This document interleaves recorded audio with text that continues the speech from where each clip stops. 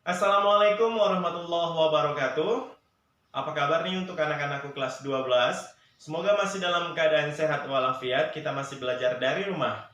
Baik, kembali lagi bersama saya Bapak Mahmudi Pradayu Esos dalam pelajaran sosiologi. Sosiologi mengasyikan. Nah, pada kesempatan yang pertemuan kedua ini kita akan membahas mengenai hakikat ketimpangan sosial, bentuk-bentuk ketimpangan sosial, dan ke faktor-faktor yang menyebabkan ketimpangan sosial. Nah, kita akan membahasnya secara satu persatu. Kita mulai dari hakikat ketimpangan sosial. Kalau kemarin di pertemuan sebelumnya kita sudah membahas apa itu ketimpangan sosial global, nah sekarang akan membahas mengenai hakikatnya ketimpangan sosial itu sendiri.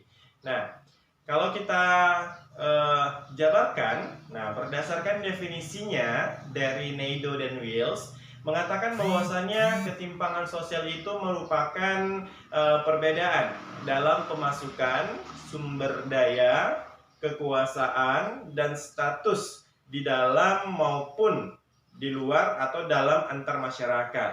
Nah, perbedaan ini, ya kan? Perbedaan ini bisa dikatakan yang menyebabkan ketimpangan-ketimpangan itu terjadi. Nah, kita lihat tadi dari pemasukan. Pemasukan ini bisa saja dari pendapatan seseorang. Karena apa? Ketidakmerataan pendapatan seseorang ini juga bisa menghasilkan ketimpangan sosial yang terjadi dalam masyarakat.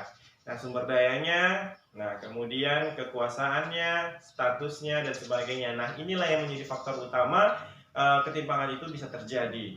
Nah, kemudian menurut Andrianov Chaniago mengatakan bahwasannya ketimpangan sosial ini adalah buah dari pembangunan yang hanya berfokus pada aspek ekonomi dan melupakan aspek sosial. Nah, ini dia tadi. Nah, kenapa dikatakan dia bisa terjadi ketimpangan? Yaitu dia lebih berfokus pada aspek-aspek ekonominya. Dia melupakan aspek sosial. Nah, kalau misalnya kita melihat dari aspek ekonomi, berarti nanti kayak misalnya nih dalam sosiologi itu ada namanya kapitalisme, yang kaya makin kaya, yang miskin makin miskin. Nah, seperti itulah kalau misalnya kita lihat. Nah, kalau seandainya seperti itu, maka akan terjadi yang namanya ketimpangan sosial. Oke ya? Nah, kemudian ketimpangan sosial ini muncul karena pengambil kebijakan dalam pertumbuhan ekonomi, meningkatnya pendapatan per kapita, dan pembangunan infrastruktur. Nah, jadi tetap ketimpangan itu bisa terjadi karena itu dia tadi, pemerintah yang seharusnya menjadi pelayan masyarakat mungkin mengambil kebijakan-kebijakan yang tidak pro dengan rakyatnya, sehingga terjadilah yang namanya ketimpangan. Nah, ini disebabkan oleh apa? Faktor ekonomi. Nah, faktor ekonomi, kemudian meningkatnya pendapatan per kapita, BBM bisa mahal. Kenapa? Yaitu dia tadi, minyak dunia turun, tetap BBM di Indonesia mahal. Nah, itu mengapa? Nah, kemudian pembangunan infrastruktur dan sebagainya. Jalan tol dibuat tapi rakyat tetap membayar ketika menggunakan jalan tol. Nah, itu merupakan hakikat dalam ketimpangan sosial. Nah, baik. Selanjutnya kita akan memasuki bentuk-bentuk dari ketimpangan sosial. Nah, menurut Andrinov Chaniago, terdapat 6 bentuk ketimpangan sosial. Nah, yang pertama ialah ketimpangan desa dan kota.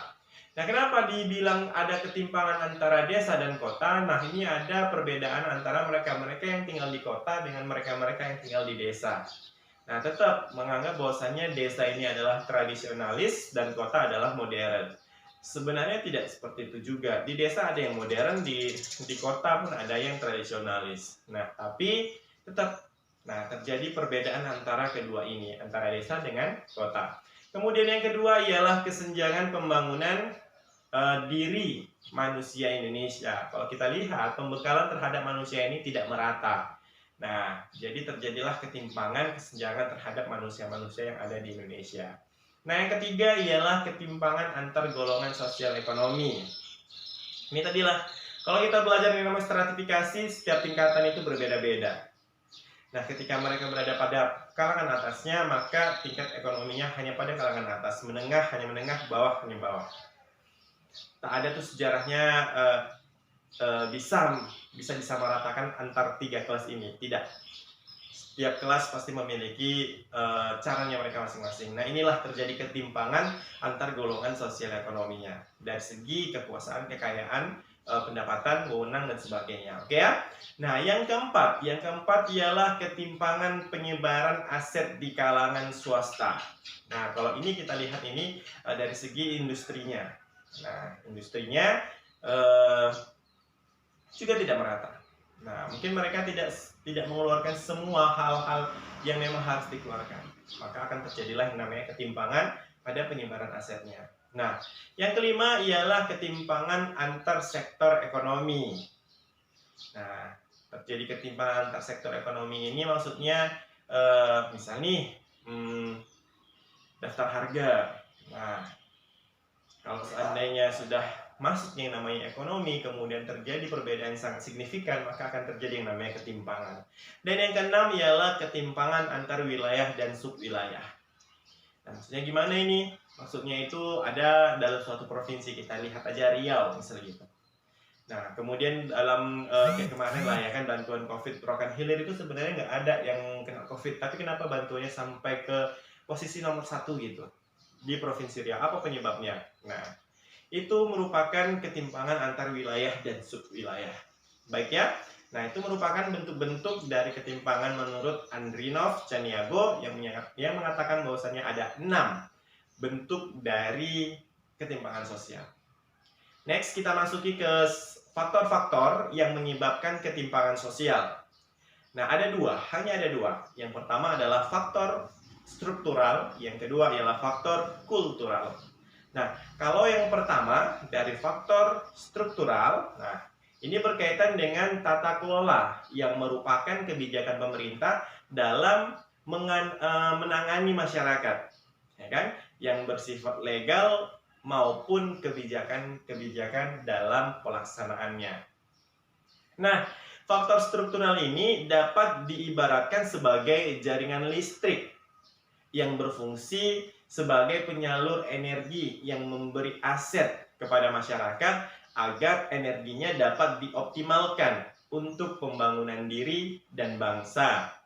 Nah, itu merupakan faktor yang pertama, yaitu faktor struktural. Dari jabatan turun ke bawah dan sebagainya, ada orang-orang yang melaksanakan tugasnya masing-masing. Kemudian yang kedua ialah faktor kultural atau faktor kebudayaan. Nah, faktor kultural atau budaya ini berkaitan dengan nilai-nilai yang dianut dalam masyarakat. Nah, budaya birokrat yang biasanya dimiliki oleh penyelenggara pemerintah juga memiliki andil terjadinya ketimpangan sosial. Kenapa? Nah, yaitu terkadang adanya mental arogan yang merasa memiliki kekuasaan untuk menentukan segala yang menjadi wewenangnya. Nah, akibatnya ada yang cenderung berperilaku sewenang-wenang tanpa menyadari bahwa kawasan yang dimiliki merupakan amanat dari rakyat dalam rangka melayani masyarakat. Nah, inilah mereka-mereka politikus yang mungkin sudah berjanji dia di bawah ayat kitab sucinya, namun tidak ditepati. Dia merasa bahwasanya semakin tinggi jabatan dia, maka semakin tinggi pula kekuasaan dia, semakin enak dia mengatur yang namanya sistem tata pemerintahannya. Nah, baik, mungkin itu saja yang dapat saya sampaikan pada pertemuan kali ini. Semoga bisa menambah lagi puing-puing ilmu pengetahuan terhadap kita. Terus giat belajar, jangan sampai dikalahkan oleh waktu, dan jangan sampai masa pandemi ini kalian jadikan sebagai alasan tidak untuk belajar. Baik, saya akhiri. Assalamualaikum warahmatullahi wabarakatuh.